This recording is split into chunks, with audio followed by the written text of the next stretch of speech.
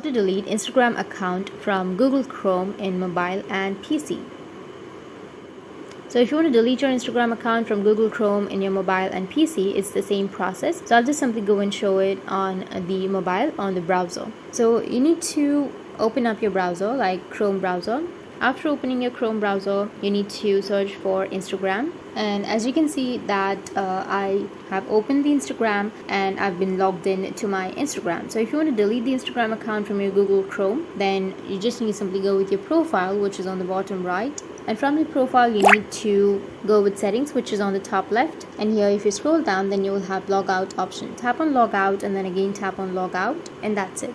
You've deleted Instagram account from your Google Chrome. Now if you go back and remove your Instagram or your browser from your background and then again open it up, and if you search for Instagram now, then as you can see that it says you need to log in back. So that's how you can delete your Instagram account from Google Chrome. You just need to simply go and log out and it will just delete your account. That's it. And if you have any questions, feel free to comment below. Thanks for watching.